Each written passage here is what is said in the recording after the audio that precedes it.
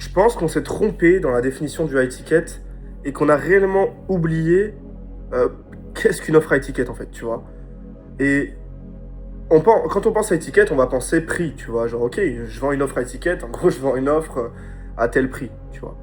Sauf que faut pas réfléchir comme ça. Comment il faut réfléchir, en fait, c'est plutôt, ok, je vends l'offre high ticket, mais en fait, c'est une offre premium.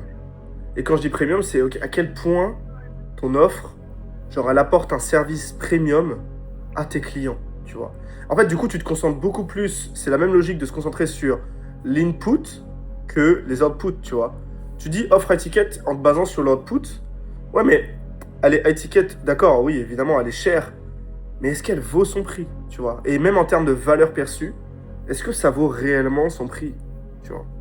Est-ce que tu t'es concentré sur l'input, genre, je vais faire une offre à ticket parce qu'il y aura du coaching one-one, parce qu'il y aura peut-être du WhatsApp 24-24, parce qu'il y aura tel truc, tel truc, tel truc, telle valeur ajoutée, et pas parce qu'elle sera à tel prix, en fait, tu vois?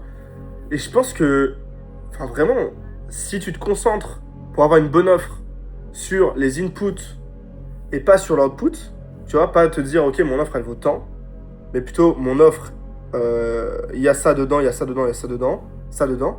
D'ailleurs, en fait, tu arrives à pricer chacun des éléments de ton offre euh, pour pouvoir avoir un truc sexy. Bah là, tu es plus dans du high ticket et là, là c'est un truc plus cohérent, tu vois. Et là, c'est une vraie offre high ticket et tu verras que, genre, surtout au début, tout est basé sur l'offre. À quel point ton offre, elle est sexy, tu vois. Parce que si ton offre, elle est pas sexy, mec, ça vendra pas. Hein. Tu peux faire le marketing que tu veux. Moi, je l'ai vu, même sur des mecs qu'on a lancés en clipping. On a fait l'erreur de les lancer alors qu'ils avaient une offre qui n'était pas à étiquette, tu vois, qui n'était pas à étiquette sur l'input, ok, qu'il était sur l'output. Mec, ça foire, en fait. Ça foire totalement. Parce que même quand tu commences à la marketer, ouais, mais ça n'a pas de gueule, en fait, ça close pas. Ça ne close pas. Donc, c'est trop important, ce truc de...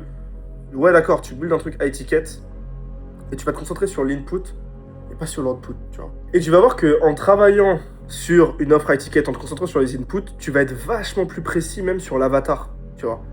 Parce que tu vas répondre exactement à un problème d'un avatar, genre précis, ou plus ou moins large, tu vois, mais beaucoup plus adapté en fait, ok.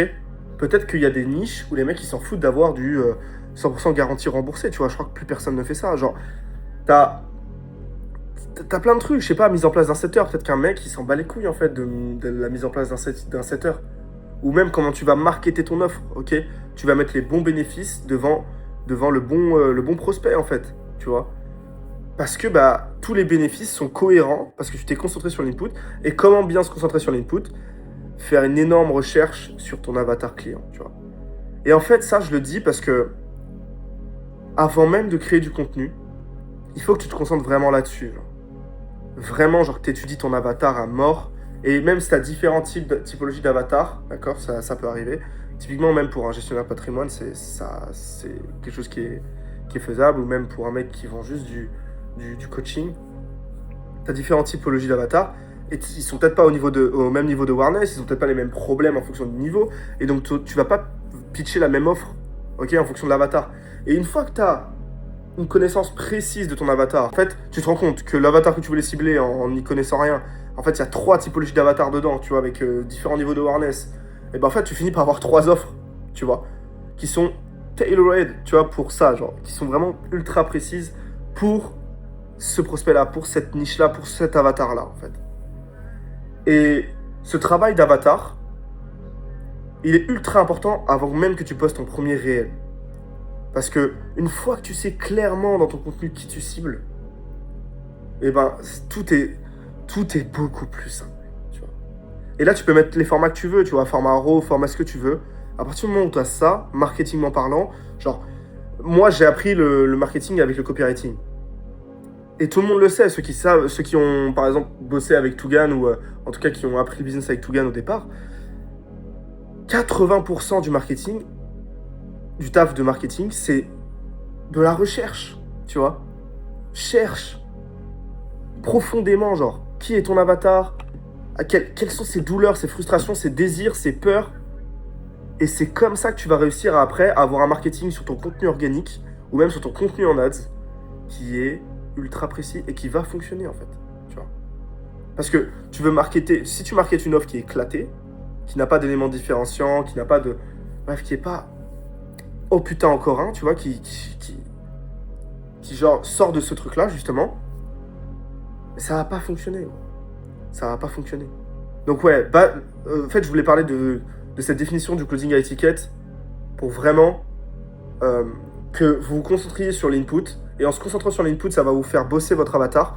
Et en bossant réellement bien votre avatar, vous allez avoir une super offre et un marketing incroyable, tu vois. Parce qu'après, la définition de la stratégie de contenu, elle est claire, elle est précise, ok. Contenu tofu, on va cibler plus large, c'est-à-dire mon avatar précis, plus d'autres trucs à côté. Mais on va pouvoir récolter derrière avec du contenu mofu ou même des séquences de story à la une optimisées, un profil Instagram optimisé. On va pouvoir capturer uniquement les prospects ultra qualifiés et vraiment dans l'ICP, tu vois. Et ensuite, Bofu, genre vraiment conversion, ok, comment on convertit, hop, via du contenu Bofu sur les séquences de story, via tout ça en fait, tu vois. Mais tout de suite, c'est plus clair dans ta tête.